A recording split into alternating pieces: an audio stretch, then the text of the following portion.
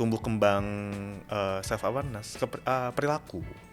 Perilaku itu kan dipengaruhi oleh ya itu tadi, lingkungan. Kalau mau disesuaikan dengan budaya Indonesia gitu ya, artinya nangisnya laki-laki dengan nangisnya perempuan kan bisa dibedakan. Bisa beda. Perilakunya.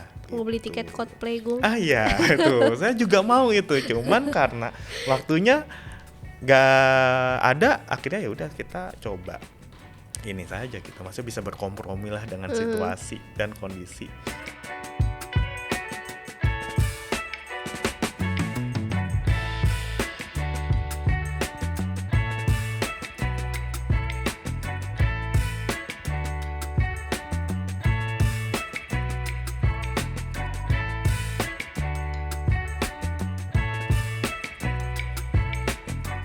Halo sahabat anak Indonesia, ketemu lagi bareng Nia dalam program Teman Nia yang tentunya akan hadir setiap hari Sabtu jam 7 malam hanya di Aris Merdeka Official. Jangan lupa untuk like, comment, share, dan subscribe.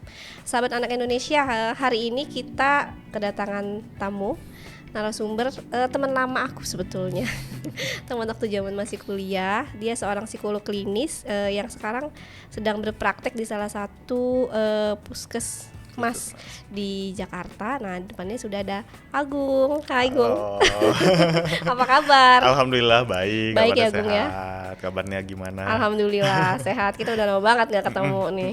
Oke, kesibukannya apa aja nih, Gung, sekarang? Kesibukannya sekarang lebih dominan praktek ya, praktek di instansi pemerintah, puskesmas kecamatan di Taman Sari, di Kecamatan Taman Sari. Tentunya praktek untuk layanan konseling dan psikoterapi sederhana di dalam ruangan, dan tentunya juga promosi kesehatan jiwa khususnya ya di masyarakat di wilayah Kecamatan Taman Sari karena wilayah kerja kayak gitu. Dan nerima webinar juga sih kadang-kadang gitu, tapi jarang-jarang lah ya untuk webinar. Lebih seringnya ya mengabdi masyarakat aja. Mengabdi masyarakat. Karena mengabdi masyarakat sama nanganin kasusnya udah full ya. Betul. Udah Full day. Gung, boleh nggak nih ceritain pengalaman personalnya Agung sampai akhirnya memutuskan, aduh aku mau jadi psikolog gitu. Iya. Kalau untuk alasan jadi psikolog memang kompleks ya, gitu ya. Karena ketertarikan di dunia kesehatan. Simpelnya sih adalah nggak kesempatan jadi dokter. Udah gimana ya caranya biar masuk ke dunia kesehatan? Oke, konseling sama guru, bimbingan konseling waktu SMA tuh. Terima kasih banget sama guru saya tuh. Intinya yaudah jadi psikolog aja. Udah cari-cari psikolog. Oh ternyata iya beneran.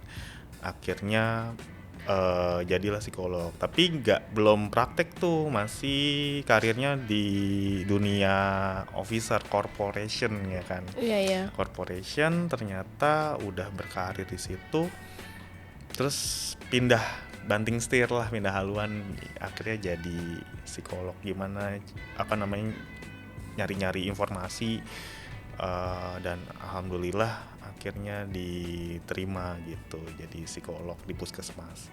Sampai Seperti sekarang itu. Ya masih berpraktek. Sekarang. Gung, biasanya kan kalau stereotype di masyarakat kita itu yang terkenal lemah lembut, ramah atau enak diajak curhat itu kan perempuan, ya kan? Nah, kalau menurut Agung tentang persepsi itu gimana? Oke. Gitu. Apalagi misalnya kalau psikolog laki-laki itu kan emang bisa ya gitu kan menangani isu-isu itu gitu kan, takutnya nggak memahami apalagi misalnya masalah perempuan gitu, itu gimana? Ya memang kalau kita ketahui ya psikolog itu kebanyakan perempuan gitu kan, laki-lakinya cuman bisa dihitung jari seperti itu. Tapi karena kami ya psikolog itu belajar, dididik dan dilatih untuk memahami suatu kasus gitu ya, mulai dari perasaan, emosi yang muncul begitu. Kita coba bangun raport dulu sih, di awal-awal pertemuan bangun raport, psikoedukasi gitu ya, bangun chemistry dulu lah, simpelnya seperti itu, bangun chemistry. Dan di lapangan sebenarnya sih fine-fine aja, walaupun memang ada stereotip itu gitu. Stereotip itu kan muncul karena belum mengenal, karena memang psikolog klinis di Indonesia itu fenomenanya lagi booming-boomingnya di tahun-tahun ini, khususnya di masa-masa pandemi kemarin gitu ya. Sebenarnya kalau dilihat dari tahun 2018 itu tuh lagi up-upnya psikolog, khususnya psikolog klinis seperti itu. Kalau dulu kan image-nya macam-macam gitu. Tapi karena sebenarnya psikolog baik itu perempuan maupun laki-laki, karena standarisasinya sama, edukasinya sama, baik itu di skala nasional maupun internasional, kita belajar dan dari mulai membangun raport dulu, membangun chemistry dulu untuk memahami satu permasalahan di individu seperti itu. Belajar dari pengalaman ya. Makanya sebetulnya nggak hanya perempuan aja yang bisa memahami perempuan gitu. Iya, laki-laki ternyata juga bisa gitu. Jago malahan ya. Apalagi di puskesmas Taman Sari pasti banyak banget kan. Setiap harinya Agung nanganin kasus dan nggak 1-2 dan kasusnya beragam. Betul. Banyak banget. Banyak. Memang untuk selama aku praktek di sana mayoritas perempuan ternyata kliennya dibandingkan laki-laki. Ya memang fenomenanya ada stereotip juga sih terkait keberanian masyarakat untuk terbuka dan menceritakan permasalahan pribadinya yang memang sudah dirasa mengganggu psikologisnya seperti itu. Kurang lebih seperti itu sih. Tapi kalau di sekitaran daerah Taman Sari sana, Gung, atau apa ya, masih nggak masyarakatnya yang berpikir bahwa kalau ke psikolog itu ya dianggapnya misalnya ODGJ dan lain-lain gitu, kesadarannya untuk dengan misalnya dia nggak tidur aja kan sebetulnya misalnya aduh nggak tidur berhari-hari berarti kan ada sesuatu yang salah, berpikirnya nggak apa-apa, tapi ternyata sebenarnya harus datang ke psikolog di Taman Sari gitu. Itu masih banyak atau enggak? Masih ada ya, kita bilang masih ada karena skalanya kita belum bisa tahu. Katakan gitu ya, karena belum dilakukan penelitian lebih dalam. Masih ada, kenapa saya bisa bilang kayak gitu, ada yang datang diam-diam, jangan bilang orang tua saya ya, nanti saya dianggap gila gitu kan, nanti saya dijauhin. Banyak stereotip masyarakat seperti itu tentang datang ke psikolog ataupun ke psikiater itu adalah gila. Padahal kan ketika ke psikolog atau psikiater gak mesti menunggu ke arah gangguan jiwa atau gangguan mental aja sih. Seperti itu. Iya, ke psikolog kalau misalnya mau tahu bakat minat juga bisa ke psikolog kan gitu kan. Mau sekolah rekomendasinya psikolog juga gitu ya. Jadi nggak harus ke sana. Nah, menarik nih. Kan kita hari ini akan bahas berkaitan dengan mental gitu kan. Spesifiknya kita akan bahas tentang self awareness. Kesadaran dari orang di sekitar. Mungkin Agung bisa bantu dulu jelasin ke temannya di luar sana sebenarnya ruang lingkup atau mental dari gambarannya itu seperti apa? Mental itu kan sebenarnya ada di dalam diri kita ya, sumbernya ada di otak gitu. Tidak kelihatan tapi ada gitu ya. Kesehatan mental itu sendiri ya. Nah, dari kesehatan mental itu apa sih yang perlu kita ketahui? Sehat mental itu adalah ketika kita sebagai individu bisa berperan memahami diri kita sendiri, terus bisa berperan aktif untuk masyarakat. Baik secara sehat, secara fisik maupun psikis. Jadi fisik dan psikis itu harus seimbang gitu. Karena kalau misalkan fisiknya tidak sehat, maka mentalnya juga akan berpengaruh. Mental juga gitu. Mental tidak sehat, maka fisiknya juga akan mempengaruhi. Kesehatan fisiknya juga akan terpengaruhi gitu. Ya itu sebenarnya deskripsi atau kita terjemahkan dari definisi kesehatan mental dari Organisasi Kesehatan Dunia ya, WHO seperti itu. Kurang lebih seperti itu. Kurang lebih gitu. Selanjutnya kalau kita bahaskan tadi bagian dari kesehatan mental itu sendiri misalnya yaitu self awareness ini tadi. Nah, kalau pengertiannya dan kaitannya dengan kesehatan mental sendiri itu apa, Gung? Nah, self awareness itu kan kalau diartikan dalam bahasa Indonesia adalah menyadari diri sendiri. Kita sadar sama diri kita sendiri. Nah, itu ada salah satu indikator dari sehat mental itu. Syaratnya sehat mental itu ya kita harus sadar apa yang ada dalam diri kita. Minimal adalah dari perasaan, kelebihan dan kekurangan. Itu adalah self awareness internal atau intern gitu. Dan juga kesadaran self awareness ekstern gitu ya, kesadaran diri individu di tengah-tengah lingkungannya gitu ya. Jadi kita nggak bisa selfish sendiri gitu ya. Kita memahami diri sendiri dan juga memahami lingkungan sekitar gitu. Nanti juga akan bermanfaat atau bisa berperan di antara keduanya, baik itu diri sendiri maupun di masyarakat seperti itu. Karena kita makhluk individualis sosialis sebenarnya gitu ya. Tidak murni makhluk sosial gitu. Individualis itu ya kita harus memenuhi kebutuhan dasar kita sendiri, dan kebutuhan bersosial juga kita sebagai makhluk sosial yang memang itu didominasi. Itu sulit nggak untuk ngasih tahu ke misalnya beberapa klien yang memang datang ke puskesmas ke Agung gitu? Kalau memang gini, tantangannya adalah kita harus menyesuaikan ya budaya latar belakang di Indonesia itu karena heterogen gitu ya. Latar belakang budaya, latar belakang agama itu variatif gitu ya. Kita harus lihat dulu sih latar belakangnya, baru nanti kita masuk secara bahasa gitu ya. Dan alhamdulillah sih memahami ketika klien-klien atau pasien ini tidak menyadari dirinya, perasaannya, bahkan mungkin keluhannya adalah saya tidak bisa mengekspresikan perasaan saya bingung tuh mengekspresikan perasaan saya bingung untuk menyalurkan emosi saya tuh bagaimana. Itu kan salah satu ciri-ciri ketika kita nggak aware gitu sama diri kita sendiri seperti itu. Bingung mereka mengekspresikan. Itu biasanya kalau yang Agung temukan paling banyak permasalahannya karena apa? Permasalahannya sih umum ya, baik itu kebanyakan adalah interpersonal, baik itu di sekolah, ini khususnya pelajar ya, sekolah, dunia kerja, di lingkungan masyarakat, lingkungan keluarga, itu hampir seimbang begitu. Yang saya temukan itu rata-rata seperti itu. Antara miskomunikasi aja, mispersepsi begitu. Mispersepsi aja. Selanjutnya kalau awareness itu sendiri menurut Agung bisa otomatis bertumbuh dan berkembang nggak? Self awareness itu sebenarnya basic life ya gitu. Memang ini salah satu tugas tumbuh dan berkembangnya kita sebagai manusia, sebagai individu, seorang manusia itu pasti tumbuh dan berkembang. Begitu juga dengan self awareness-nya. Kayak gitu. Cuman daya kemampuan perkembangan self awareness ini setiap individu berbeda-beda. Fenomena yang tadi saya sampaikan di Indonesia itu variatif, heterogen gitu ya. Latar belakang budaya, agama, suku, ya, keluarga, pendidikan, ekonomi gitu ya.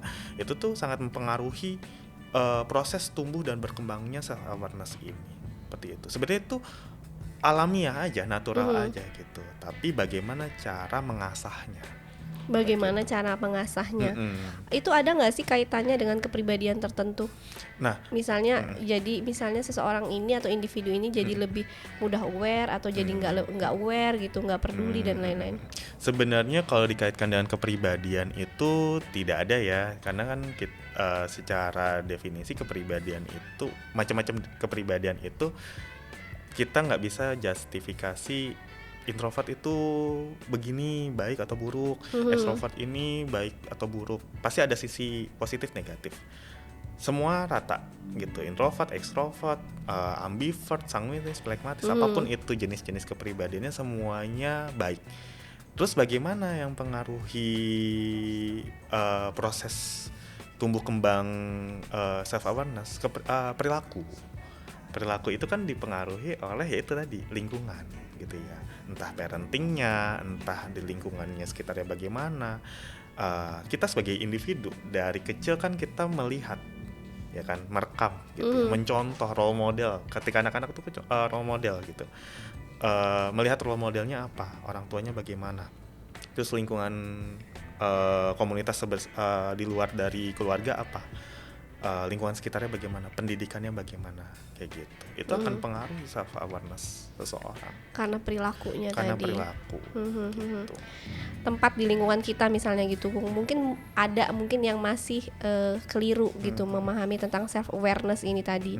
Jadi kadang-kadang membuat orang itu kontraproduktif kayak gitu, karena misalnya dia merasa aware atau mengenal bahwa dirinya adalah seseorang yang merasa tertekan di bawah tekanan misalnya gitu kan, akhirnya membuat dia menghindar dari tantangan untuk udahlah nggak usah lah, udah nggak, jadi keinginan untuk dia berkembangnya itu apa ya, nggak ada motivasi lah misalnya gitu.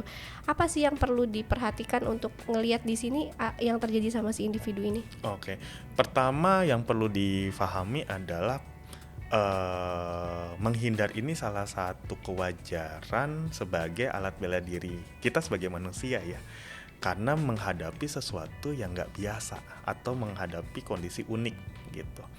Kewajaran ini harus dikontrol, harus dikendalikan, karena kalau dibiarkan maka kemampuan untuk mencari problem solving atau memaknai suatu permasalahan, khususnya terkait kemampuan mengasah kemampuan self awareness ini, itu jadi nggak berkembang dengan baik begitu. Akhirnya dia selalu memilih untuk menghindar, karena menghindari masalah juga nggak akan menyelesaikan masalah gitu, akan menyimpan masalah, menambah masalah, dan akhirnya berdampak pada kesehatan mental atau kesehatan jiwa si individu tersebut, seperti itu.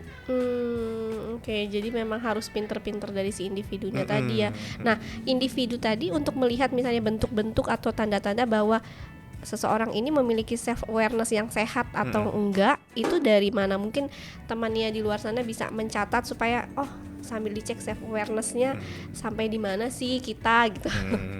Iya, self awareness yang positif ya, tentunya kita perlu memahami perasaan yang muncul. Kadang ya itu dia, kita tuh makhluk manusia tuh unik sebetulnya ya. Ketika kita sering menyangkal, atau bahasa anak zaman saya tuh denial gitu ya, denial gitu ya. Menyangkal. Boleh denial, nyangkal tuh boleh, tapi ada batas wajarnya gitu. Kita harus sadarin tuh perasaan-perasaan yang muncul yang mempengaruhi emosi marah, emosi sedih, emosi senang. Kita harus pahami diri sendiri. Setelah udah memahami diri sendiri, kita harus pahami juga kebutuhannya apa. Karena kan kalau perasaan muncul dan pengaruh emosi pasti karena ada faktor need, kebutuhan dasar kita sebagai manusia itu pasti ada yang nggak terpenuhi. Ya kalau teori Maslow gitu ya, kebutuhan dasar itu pasti ada yang kurang terpenuhi. Misalkan yang paling dasar adalah kebutuhan perut ke bawah, makanan. Kalau lapar aja bikin emosi kan gitu. Gitu. Terus kebutuhan ingin dihargai, diakui, umumnya ya, ingin dihargai, diakui, dicintai, ingin kebutuhan bersosial, itu kan kalau nggak tidak dipenuhi pasti akan pengaruhi emosi gitu, perasaan yang muncul dan pengaruhi emosi. Jadi kita penuhi dulu tuh, sadari kebutuhan dasar kita, minat, bakat, kelebihan dan kekurangan. Kadang kita sebagai individu itu sukanya nyari kelebihan diri, mengabaikan kekurangan, padahal kekurangan itu penting. Kita menyadari kekurangan diri kita itu penting. Sebagai apa? Karena kekurangan yang dimiliki oleh yang kita sadari itu sebagai motivasi bahwa ini loh, kekurangan ini masih bisa diperbaiki, bisa dikembangkan gitu. Ada juga kekurangan yang harus diterima, karena ada kekurangan memang pada dasarnya itu sudah melekat, nggak bisa diubah gitu, karena keunikan individu manusia tersebut gitu kan. Artinya kan kita berbeda-beda gitu, jadi nggak mesti sama atau di situ. Jadi kita sadari kelebihan dan kekurangan, passion, minat, bakat kayak gitu. Terus kita menyadari lingkungan sekitar juga gitu ya.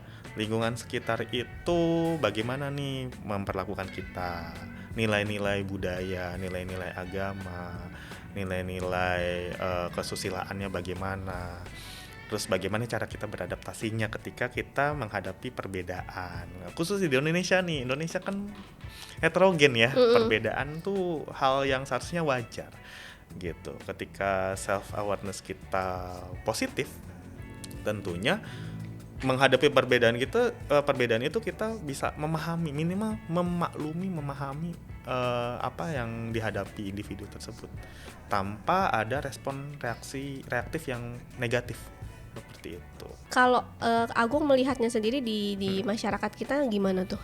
Oke, di Indonesia ini memang masih perlu edukasi, promosi tentang variasi lingkungan budaya ya. Artinya gini, maksudnya perbedaan itu harus diedukasi lagi. Kita harus menyadari batasan-batasan agar tidak terjadi gap, tidak terjadi miskomunikasi. Karena kan gini, memang kita sebagai manusia inginnya mengintervensi tanpa memahami dulu gitu, fenomenanya seperti itu, menjudge kayak gitu. Nah, belajar, kita memang perlu belajar. Saya sendiri pun juga masih perlu melatih gitu ya, untuk tidak menjustifikasi dan mengintervensi sesuatu yang bukan ranahnya gitu, khususnya norma-norma, nilai-nilai yang memang masih berlaku di Indonesia gitu.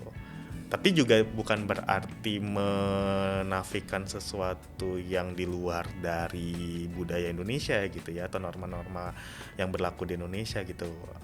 Itu yang perlu difahami sih gitu. Jadi kita mengenali batasan-batasannya, area-area mana yang memang bisa kita naungi, bisa kita intervensi, bisa kita jalani. Minimal adalah kan tadi di awal kita pahami dulu nih diri kita sendiri, minat, kemauan, kebutuhan, minat, bakat, kelebihan, kekurangan diri kita.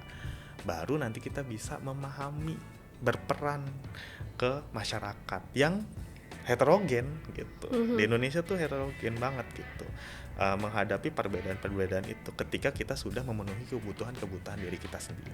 Anak dari usia berapa, misalnya anak dari usia minimal berapakah yang memang sebetulnya mereka sudah harus diajarkan tentang self awareness ini sendiri, atau memang ya ketika nanti mereka sudah remaja atau dewasa awal atau gimana?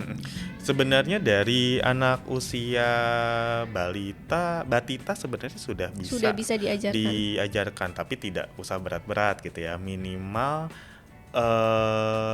contoh misalkan, ini kan berarti teknik parenting ya, metode parenting. Ketika anak di usia-usia 1 tahun sampai 3 tahun kan pengen tonnya tinggi gitu. Ya kita cukup amati, terus diskusi sama anak kayak gitu, bukan langsung melarang tapi memberikan pemahaman gitu ya, kenapa ini boleh, ini tidak boleh, dan biarkan anak untuk mengeluarkan pendapatnya. Karena kan anak usia 3 tahun, 1 sampai 3 tahun itu kan udah bisa bicara ya kayak gitu. Berarti udah mulai cerewet kayak gitu, istilahnya kayak gitu. Nah, itu biarkan anak itu cerita gitu ya.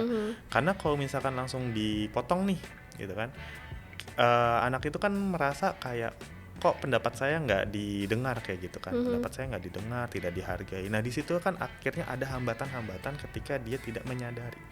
Makanya ada istilah denial, penyangkalan.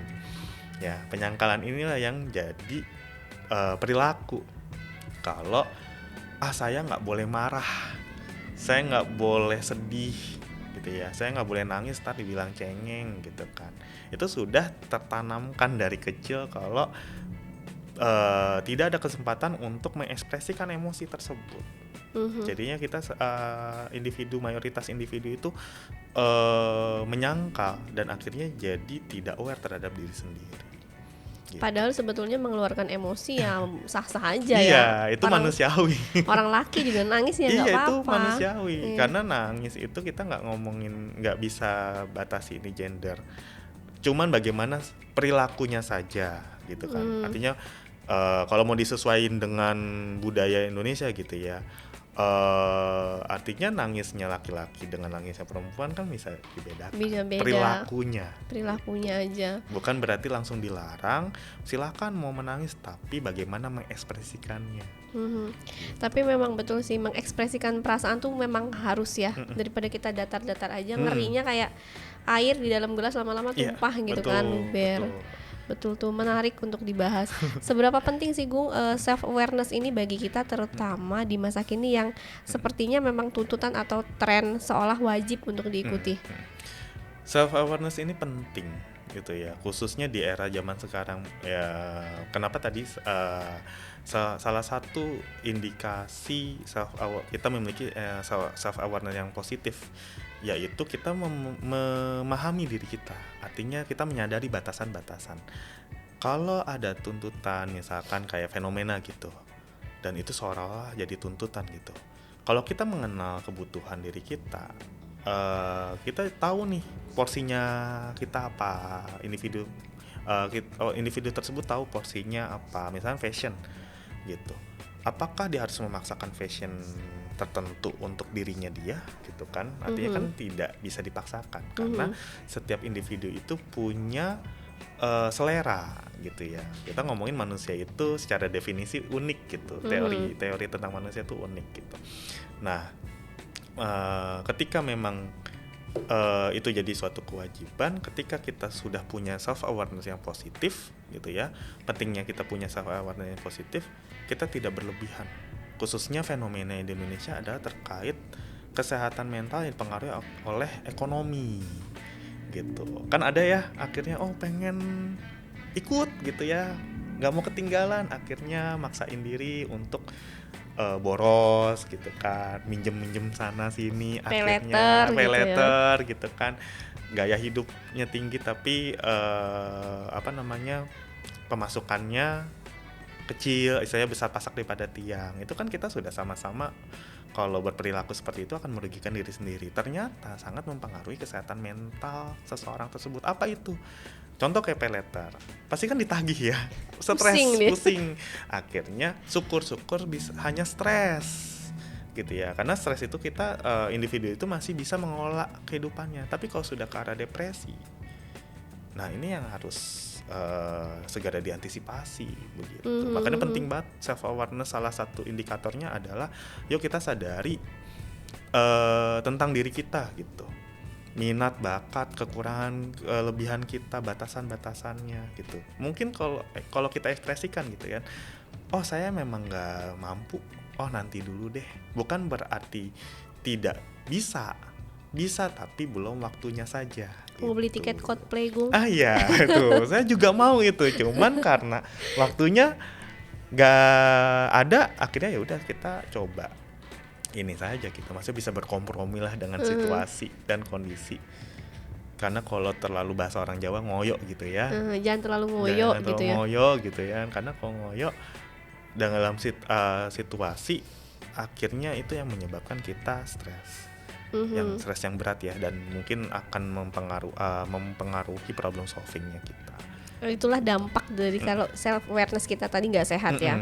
Tapi kalau kita self awarenessnya sehat dan baik-baik aja, mungkin itu tadi yang nggak ngoyo dan lain-lain tadi ya. Ya artinya gini, kita tuh ngalir aja kayak kita bisa berkompromi dengan keadaan gitu ya.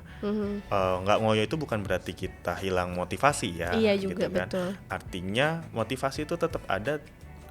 Setidaknya ketika tidak ada kesempatan pada satu hal yang diinginkan, kita bisa berkompromi, masih bisa mencari hiburan yang lain. Misalnya contoh memenuhi kebutuhan diri yang dengan cara yang lain. Karena pilihan dalam memenuhi kebutuhan hidup itu tuh macam-macam sebenarnya. Kalau kan balik lagi, ketika kita punya self awareness yang positif, problem solving tuh ada aja muncul ide-ide. Ya udah kalau nggak bisa kesini, ya udah kesana aja.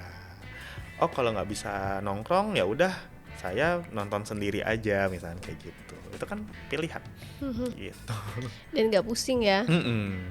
Kalau Agung tadi bilang nggak bisa nonton Coldplay, nggak apa-apa deh nonton di YouTube. Ya itu dia, kan banyak variasi, banyak pilihan gitu kan. Iya betul. Gitu. Nonton di YouTube yang penting ya udah sama-sama lihat juga gitu kan. Bisa nikmatin, bisa nyanyi juga kayak gitu. Daripada kita pusing terus besok-besok ditagih pay later. Fenomena kan lagi rame tuh sebetulnya sekarang itu banyak banget yang dikejar-kejar debt collector kayak gitu-gitu. Itu juga karena pengaruh dari self awareness tadi ya. Betul. Kayak gitu, karena tidak mengukur batasan-batasan diri. Iya, kita harus tahu berarti kemampuan kita tuh sejauh mana sih gitu ya. Betul. Karena dampaknya juga akhirnya ke kita juga gitu. Nah, Gung, tips dari Agung sendiri untuk temannya supaya bisa membangun self awareness yang sehat itu gimana? Nah, ini dia tips untuk biar kita terlatih ya dengan self awareness adalah sebenarnya hampir mirip dengan indikator-indikator tadi gitu ya, ciri-ciri yang tadi. Kita tuh perlu yang namanya mengasah kemampuan dalam berkompromi gitu ya. Ketika kita ada keinginan atau kebutuhan dasar yang memang ingin terpenuhi, kita cukup latihan sebenarnya meditasi sih. Meditasi itu sebenarnya bahasa lainnya adalah kita berhenti sejenak untuk berpikir, refreshment pikiran kita. Sebenarnya stres itu kan emosi itu kan bikin stres ya. Terus akhirnya pikiran itu bahasanya kalut lah gitu. Karena numpuk banyak pikiran, akhirnya Gelisah. kan itu perlu ya, akhirnya dampaknya gelisah. Itu kan perlu ditata tuh. Cara menatanya adalah kita calm down, diam dulu. Ya, jangan lupa nafas. Kalau bahasa psikolognya relaksasi nafas. Simpelnya adalah jangan lupa nafas. Kelola nafasnya sambil ditata tuh. Oh ya, tadi saya keselnya kenapa? Itu tuh cara kita untuk melatih memahami diri kita sendiri. Terus jangan lupa untuk lakukan kegiatan-kegiatan yang memang menyenangkan dan sederhana. Dimulai dari yang sederhana dulu. Kadang-kadang kan fenomenanya, pernah ingat nggak fenomena self healing? Oh iya. Healing ke Bali Puncak. gitu kan. Kayak ini healing tuh nggak usah jauh-jauh, nggak usah mahal-mahal. Simpelnya adalah kita lakukan sesuatu yang menyenangkan tapi sederhana gitu. Di rumah aja bisa aja gitu. Misalnya kayak hobi masak, artinya kenali lagi hobinya lah. Gitu kan. Kadang-kadang kan di dewasa ini kan ketika ditanya hobinya apa? Apa ya? Ya dulu waktu SMP hobi itu. Oh enggak kok, sebenarnya hobi itu tidak sebatas di masa remaja gitu ya. Hobi itu bisa kita panggil lagi di masa-masa dewasa, apalagi dewasa-dewasa akhir misalkan kayak gitu. Masih pantas-pantas aja selama mampu gitu ya. Selama masih ada kesempatan dan masih bisa dilakukan. Seperti itu. Yang penting me time kali ya. Me time. Terus abis itu jangan lupa belajar, terus belajar. Karena tugas belajar gitu ya, mengasah intelektual itu tidak membatasi diri, tidak terbatas hanya di dunia pendidikan. Misalkan sudah lulus kuliah, sudah lulus sekolah, ya tugas belajar masih ada gitu. Minimal adalah membaca buku gitu ya. Membaca buku manual ya, bukan lewat handphone, karena dengan membaca buku manual itu juga mengasah panca indera gitu. Jadi terstimulus tuh mata kita ke otak, lalu otak itu tuh bergerak gitu. Saraf-sarafnya tuh mudah berkembang dibandingkan kita membaca lewat gadget. Sebenarnya ada penelitiannya tuh di situ. Jadi membaca bukan berarti kuno ya, tapi membaca secara manual itu tuh lebih memancing atau menstimulus sistem-sistem saraf intelektual kita. Ternyata kayak gitu. Jangan lupa terus belajar, mengeksplorasi diri, dan tentunya berinteraksi dengan masyarakat. Banyak memang fenomenanya adalah malu gitu kan, males misalkan gitu. Udah Mager. individualis akhirnya, Mager. nggak mau kenal kanan kiri misalnya. Ya basa-basi aja nggak masalah gitu kan, minimal kita tetap punya interaksi sosial. Atau kalau punya circle yang baik ya manfaatkan circle tersebut gitu ya. Jangan menarik diri ketika kita memiliki masalah. Gitu. Jangan menarik diri itu salah satunya juga. Kalau sampai kita diem-diem takutnya ya. Itu dia. Nggak bisa kontrol lagi bisa ya. kontrol karena salah satunya adalah bahasanya nggak enakan gitu. Takut membebani orang, padahal sebenarnya kita cerita aja juga di circle tersebut juga akan baik-baik saja. Sebetulnya itu juga tuh Bung yang banyak juga aku temukan di beberapa kali ketemu orang gitu. Dan ada salah satu anak juga yang akhirnya mengidap pokoknya gangguan, udah sampai halusinasi gitu karena nggak enak, jadi dia merasa bahwa takut jadi beban untuk keluarganya. Nah itu sebetulnya gimana sih cara, maksudnya atau supaya temannya di luar sana, terutama yang masih remaja ya, yang masih fase-fase sekolah, bahwa ya mereka ya cerita gitu, bukan beban keluarga dan lain-lain. Karena sebetulnya banyak anak-anak yang di usia gitu, mereka merasa kalau cerita atau apa jadi beban tuh untuk keluarganya. Nggak enakannya ini tuh gimana sih? Atau memang karena budaya kita nggak sih dipengaruhi budaya nggak enakan gitu? Ini fenomena unik sebetulnya yang memang saya sering banget ketemu. Khususnya untuk para remaja atau pelajar gitu ya. Balik lagi di masa parenting, di masa anak-anak itu orang tua umumnya nggak mau menjadi pendengar yang baik. begitu, dengan alasan saya juga lelah, saya sudah capek, saya sudah ini. Nah, akhirnya anak itu sulit untuk mengekspresikan. Jadi pada saat mengeluh langsung di-cut tuh. Oke. Kayak gitu. Akhirnya muncul tuh fenomena perasaan gak enakan, nanti dibilang ngeluh mulu, nggak pernah bersyukur gitu kan. Ceritanya itu mulu gitu kan. Gimana sih, capek gitu kan. Nah, itu tuh kan judgement. Nah, akhirnya ketika memang untuk ketika butuh ceritanya kan pertolongan pertama pada psikologis kan gitu ya. Pertolongan pertama pada psikologis, akhirnya dia pendem, akhirnya itu dia muncul halusinasi. Karena kan ketika memendam itu mungkin ada hormon yang tidak seimbang pengaruhi saraf di otak kayak gitu. Terus akhirnya muncullah suara-suara intimidasi, suara-suara yang bikin dia demotivasi. Bahkan sampai yaitu dia perilaku melukai diri sendiri, perilaku keinginan bunuh diri. Itu jadi perjalanan gangguan jiwanya di situ. Seperti itu. Terus bagaimana biar mengurangi rasa nggak enakannya? Nah, ketika kita sadar kalau nggak enakan ini sudah mengganggu gitu ya dalam kehidupan sehari-hari, ya alhamdulillahnya di Indonesia ini sudah ada tenaga profesi konselor maupun psikolog klinis gitu, yang akhirnya kalau mau tidak mau datanglah ke situ gitu. Artinya ketika sudah mau cerita sama temen nih, ternyata nggak bisa temennya untuk jadi cerita ke orang tua, dibilang nggak bersyukur misalnya kayak gitu, kurang beribadah, nggak ketemu solusinya, ya datanglah ke psikolog.